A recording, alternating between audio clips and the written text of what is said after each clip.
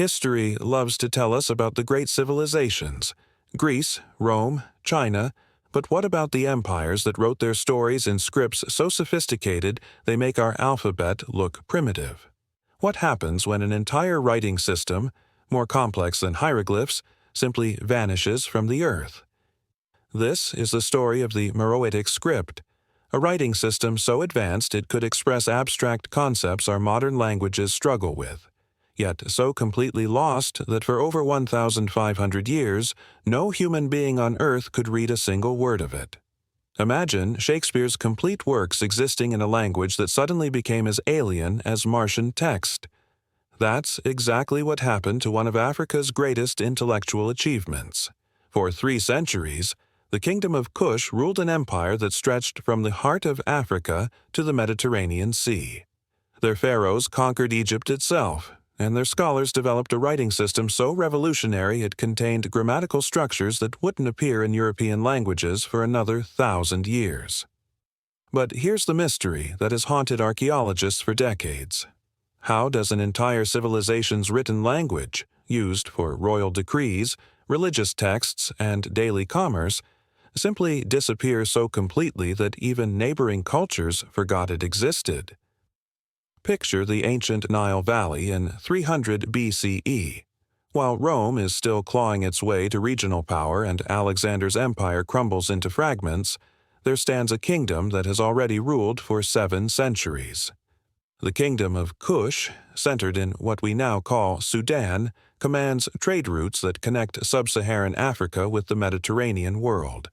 Gold, ivory, and exotic animals flow north through their territory, while Mediterranean goods and ideas flow south.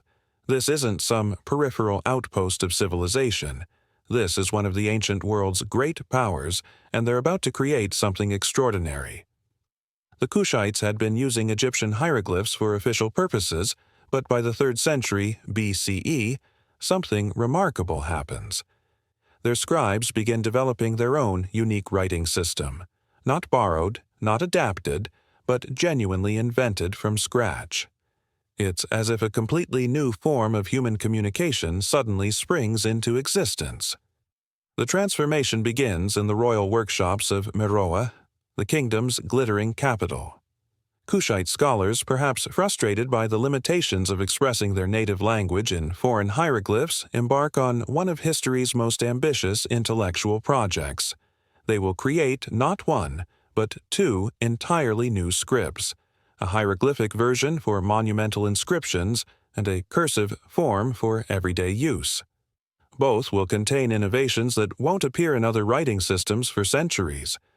But, as we'll discover, this remarkable achievement carries within it the seeds of its own destruction. The very sophistication that makes Meroitic script so advanced also makes it incredibly vulnerable. What happens next will determine whether this intellectual treasure survives to enrich human knowledge or vanishes so completely that future generations will stare at Meroitic inscriptions like cosmic puzzles from another world. The story begins not with kings or conquerors, but with a practical problem that every growing civilization faces. How do you govern a multilingual empire when your official writing system can't properly express your native language? By 300 BCE, the Kingdom of Kush had been using Egyptian hieroglyphs for centuries, but cracks were beginning to show. Imagine trying to write English using only Chinese characters. Technically possible, but clunky and imprecise.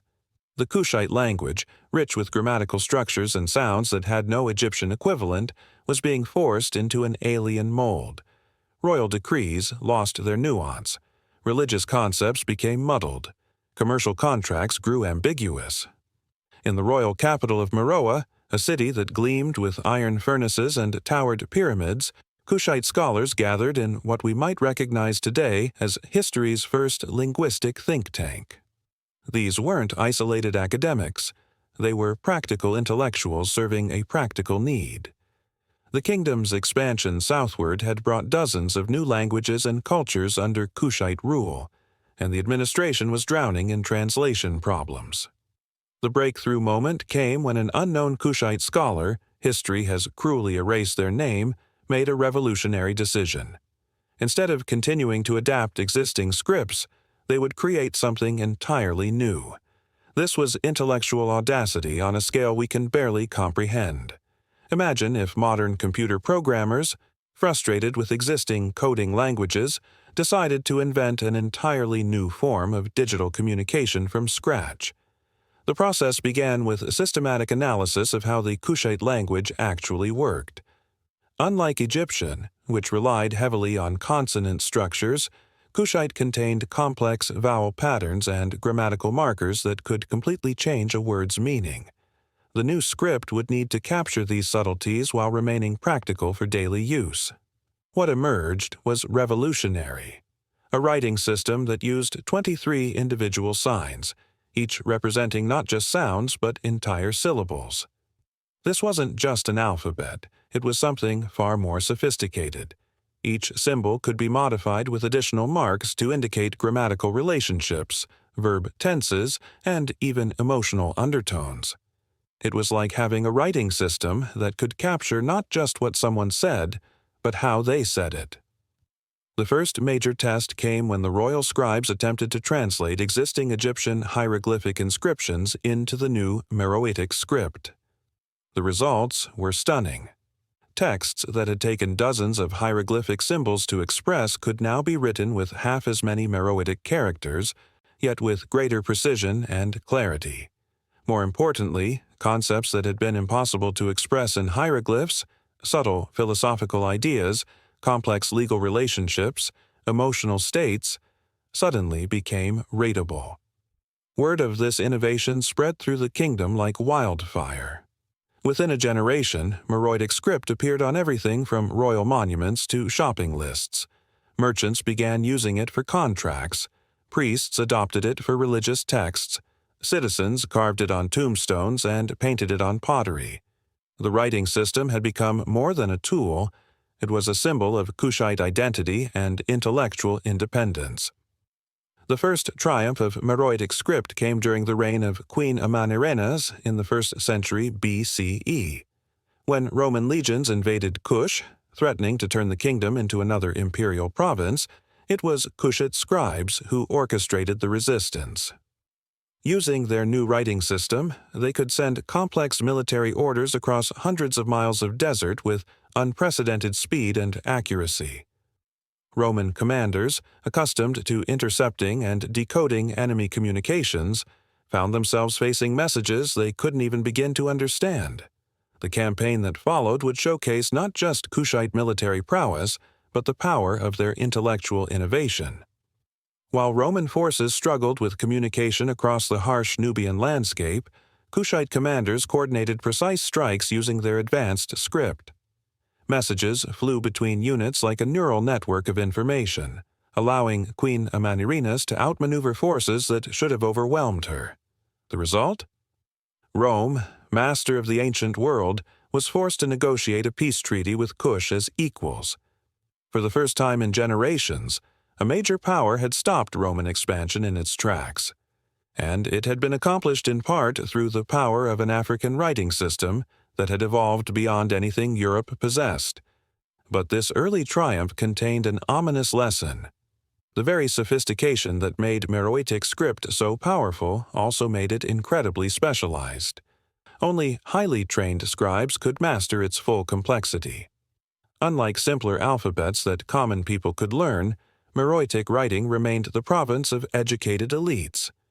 This exclusivity would prove to be both the system's greatest strength and its fatal weakness.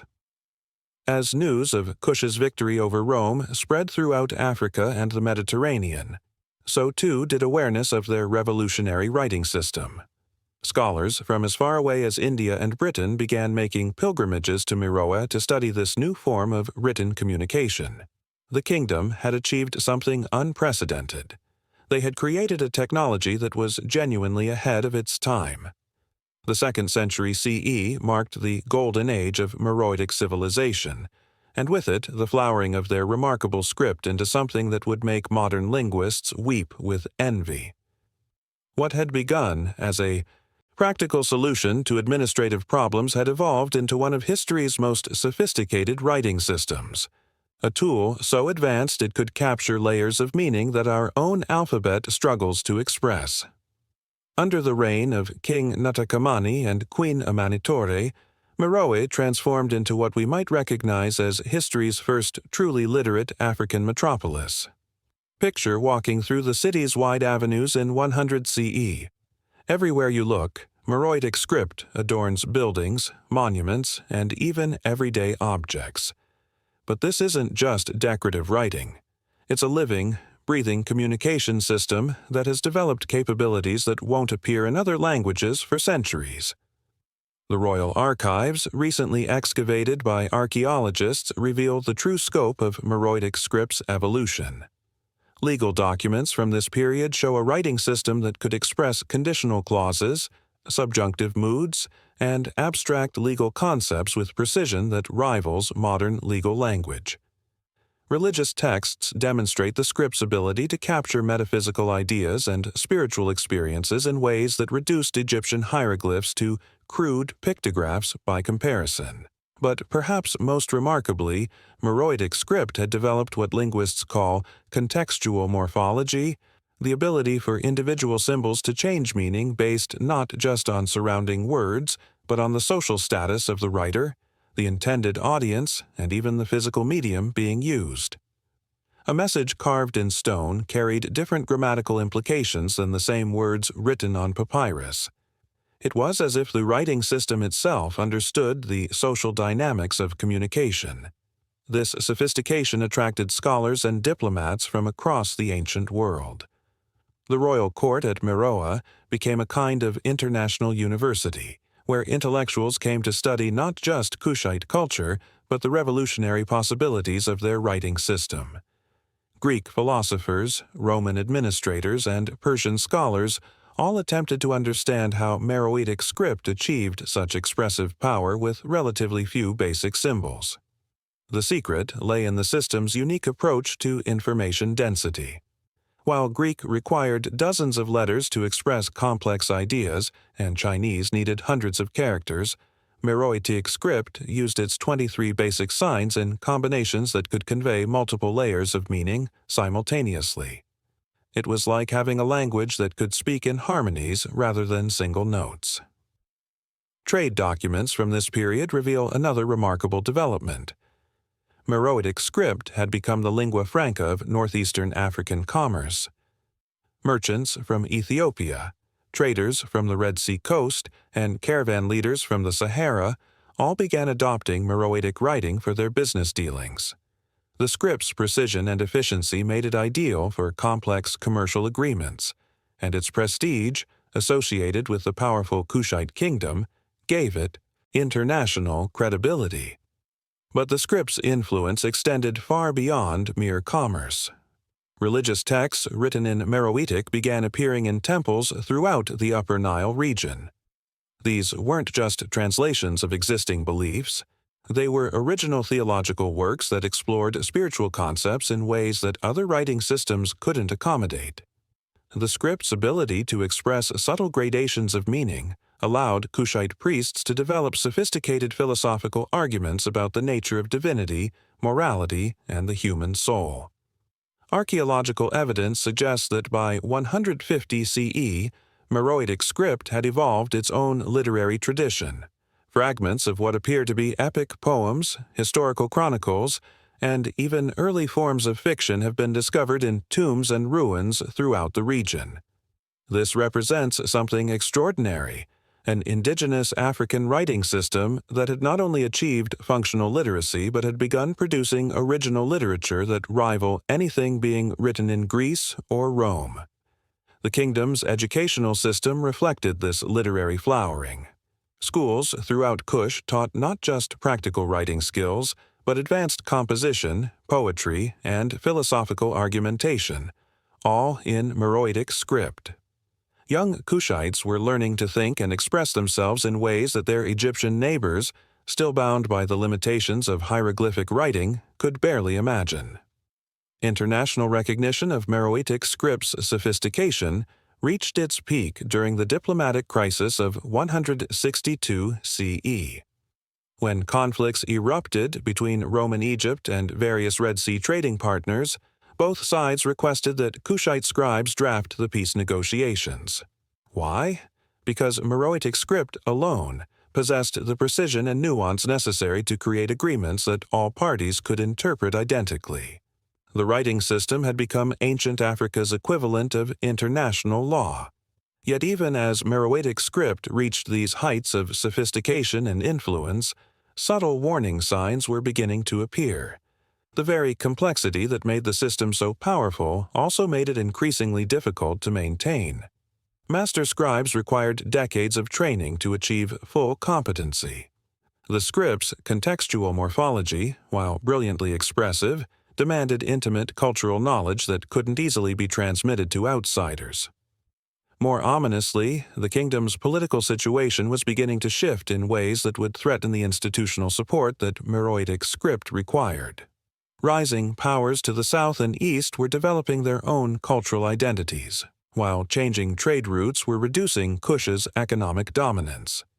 The script that had flourished as a symbol of Kushite power would soon face the ultimate test. Could it survive without the political and economic system that had created it? The irony was becoming apparent even to contemporary observers. Meroitic script had evolved beyond the needs of any single kingdom or culture. It had become a tool capable of expressing the full range of human thought and experience. But its very sophistication had made it dependent on a level of institutional support that few civilizations could maintain indefinitely. As the 2nd century drew to a close, Meroitic script stood at its historical pinnacle, a writing system more advanced than anything that would appear again until the digital age, serving a kingdom that had successfully resisted Roman expansion and maintained its independence for over 8 centuries. Yet the seeds of its eventual disappearance were already being sown. The question that would soon face every Kushite was whether their remarkable intellectual achievement could adapt to a changing world, or whether it would become a victim of its own perfection. What happened next would determine whether Meroitic script would inspire future generations of human communication, or vanish so completely that its very existence would become a mystery for archaeologists to puzzle over 2 millennia later. The beginning of the end came not with invasion or conquest, but with something far more insidious, the gradual erosion of the institutional knowledge that kept Meroitic script alive. By 250 CE, the very sophistication that had made the writing system so remarkable was becoming its fatal flaw. The crisis began in the royal scribal schools of Meroe. For centuries, master scribes had passed down the complex rules of Meroitic writing through intensive apprenticeships that lasted decades. But as the kingdom's political influence waned and trade routes shifted, fewer families could afford to dedicate their children to such lengthy educational commitments. The economic incentives that had once drawn the brightest minds to scribal training were disappearing. What followed was a death spiral that would have tragic implications for human knowledge. As fewer scribes achieved full mastery of the script, the writing system began to simplify and degrade. The subtle contextual markers that had given Meroitic its expressive power were gradually abandoned, not because they weren't useful, but because too few people understood how to use them properly. King Tekerideamani, ruling in the late 3rd century, faced an impossible choice. Government documents were becoming increasingly error-prone as undertrained scribes struggled with the script's complexity. Official communications with neighboring kingdoms were being misunderstood due to improper grammar. Even religious ceremonies were suffering as priests could no longer properly read the ancient texts. The king's response reveals the tragic irony of Meroitic script's fate. Rather than invest heavily in rebuilding the scribal education system, a process that would have taken generations, the royal court began reverting to Egyptian hieroglyphs for important documents. The very writing system that Kushites had abandoned centuries earlier as inadequate was now being embraced as a practical necessity. But this decision triggered a cascade of unintended consequences. Once the royal court stopped using Meroitic script for official purposes, its prestige collapsed throughout the kingdom. Merchants, priests, and educated citizens began switching to other writing systems that were easier to learn and maintain. Greek, Latin, and Coptic scripts, all simpler than Meroitic, began appearing on inscriptions that would have once been written in the kingdom's native script. The final blow came during the political upheavals of the 4th century CE. As Kush's power fragmented and the kingdom split into smaller rival states, the centralized institutions that had maintained Meroitic script disappeared entirely. Local rulers focused on immediate survival, had no resources to maintain scribal schools or preserve literary traditions. The writing system that had once united the kingdom became a symbol of a lost golden age, beautiful but impractical. Archaeological evidence from this period tells a heartbreaking story. In tomb after tomb, we find inscriptions that start in proper Meroitic script but deteriorate into gibberish as the stone carvers, no longer truly literate in the system, simply copied symbols they couldn't understand. It's as if we were watching a civilization forget how to write in real time. The last confirmed Meroitic inscription dates to around 400 CE, a brief funeral text that itself contains several grammatical errors. After that, silence. Within a single generation, a writing system that had served for over 7 centuries, that had produced literature and philosophy and legal codes, simply vanished from human use. But perhaps the most tragic aspect of Meroitic script's disappearance was how completely it was forgotten. Unlike other dead languages that left traces in successor scripts or influenced later writing systems, Meroitic vanished so thoroughly that by 600 CE, even neighboring cultures had no memory of how to read it.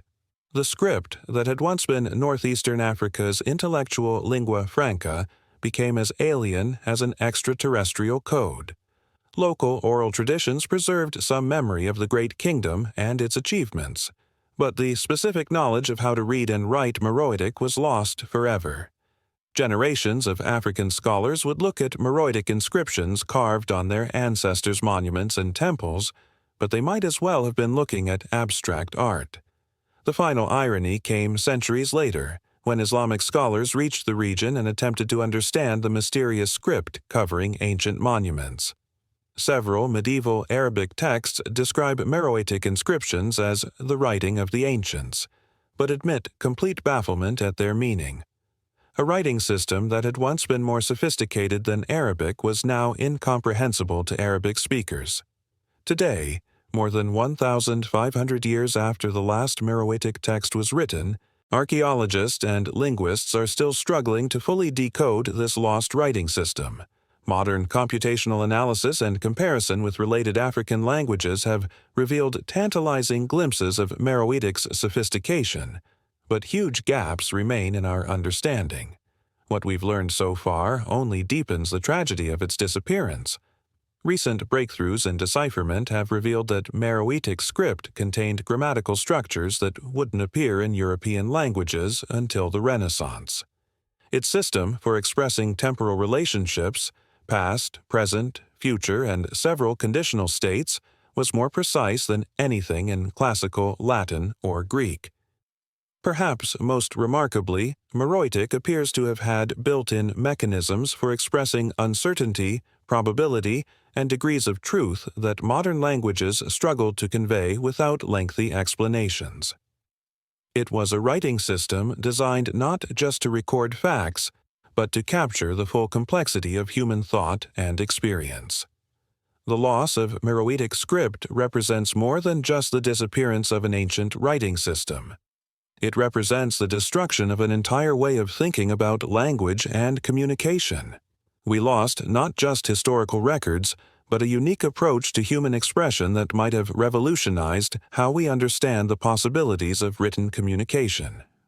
Modern Africa has produced new writing systems for local languages, but none have approached the sophistication of what the Kushites achieved 2 millennia ago. We're left to wonder, what might African literature look like today if Meroitic script had survived? What philosophical or scientific concepts might we understand better if we could read the complete corpus of Meroitic texts? The story of Meroitic script offers a sobering lesson about the fragility of human knowledge. Advanced civilizations can create remarkable intellectual achievements, but those achievements are only as durable as the institutions and cultures that maintain them. In our own digital age, as we create increasingly complex technologies that require specialized knowledge to maintain, the fate of Meroitic script serves as a warning about what we might lose if we're not careful. But perhaps there's also hope in this ancient tragedy. Every Meroitic inscription we decipher brings us closer to understanding not just what the Kushites wrote, but how they thought.